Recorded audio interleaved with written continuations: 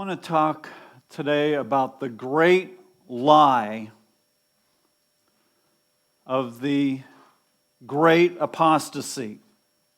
There is a lie that is being propagated that is paving the way for the great apostasy.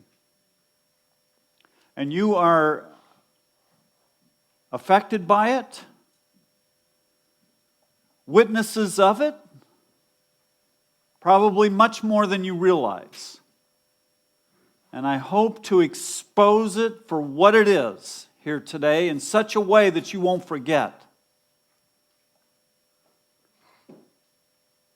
I said in one of my books, I think it was Intoxicated with Babylon maybe, but I said that there is a wave of deception coming upon this earth like a tidal wave.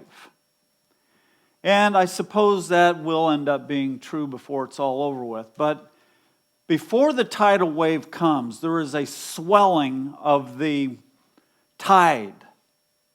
And that's what we're experiencing now. A swelling of the tide of deception. And I'm not talking about out in the world. That's there, of course. It's always been there. I'm talking about in the church. At least in the Western church. And I'll tell you what the lie is right up front so you understand what I'm getting at here with this message. Here is the lie in its barest form, and you'll never hear this said from a pulpit. Not this explicitly, but as I'll go on to prove to you and show you, it is expressed in 1,000 ways in the church. The lie is, you don't have to obey God. That's the lie. In 2 Thessalonians 2, where the Apostle Paul is talking about the mystery of lawlessness, there's something about that at work in the end times church that is mysterious. It's profound, it's enigmatic, it's not understood very clearly. It's not seen very clearly. Jesus said in the Olivet Discourse in Matthew 24, he said, many false prophets will arise and will mislead many. Do you believe that? He said, because lawlessness is increased, most people's love will grow cold. But the one who endures to the end, he will be saved.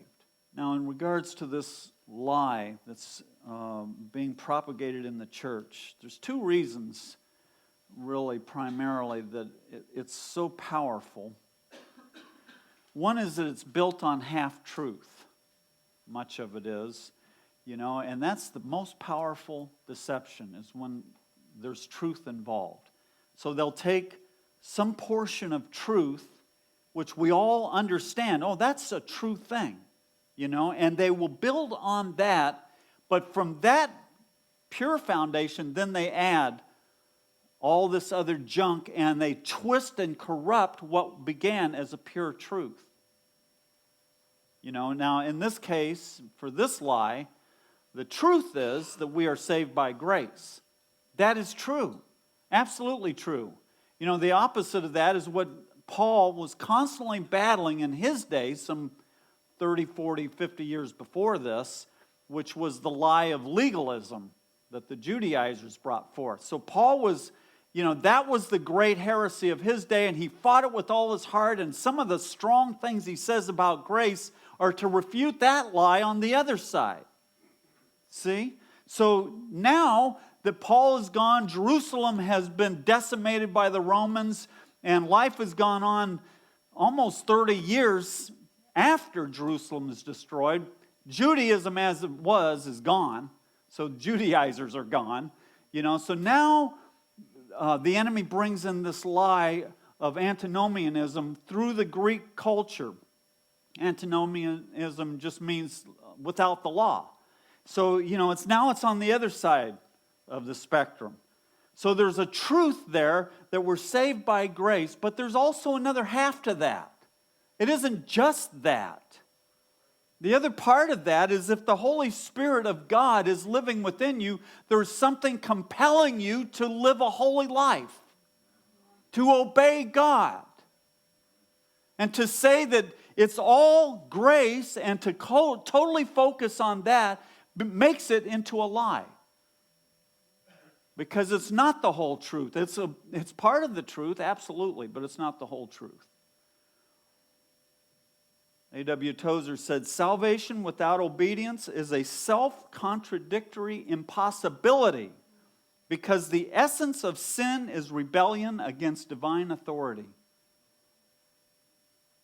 You know, you can be in unrepentant sin in the evangelical church. You can do that, but you can't do it in God's kingdom. The second reason that these lies are so powerful is because they are so subtle, usually subtle.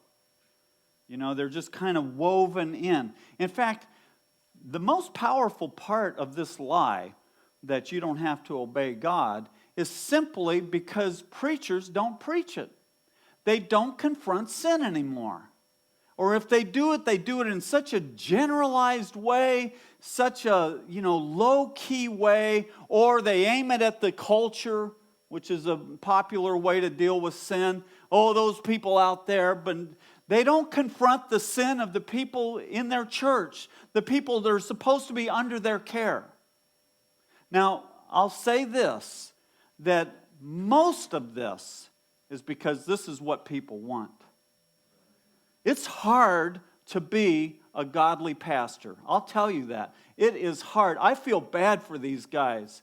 I have sat and talked to so many pastors over the years who are sincere men, godly men, want to do right, but if they try to preach about sin, not that they need to do it every week, but have a balanced diet, they're feeding their sheep, and so occasionally they bring a message about, whatever, unforgiveness, let's say.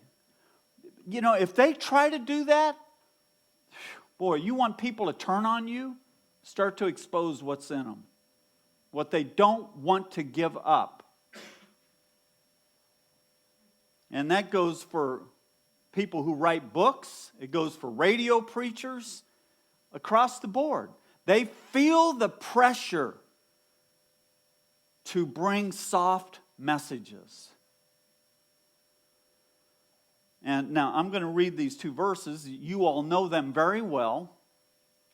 And I fear that because we know these verses so well, they've lost the reality.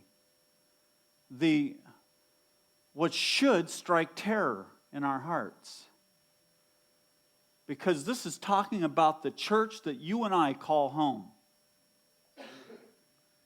For the time will come when they will not endure sound doctrine, but wanting to have their ears tickled, they will accumulate for themselves teachers in accordance to their own desires, and will turn away their ears from the truth and will turn aside to myths.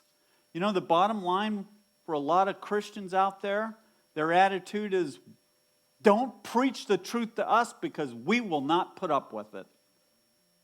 I hate to say it, but it's the way it is. It's just the way it is nowadays.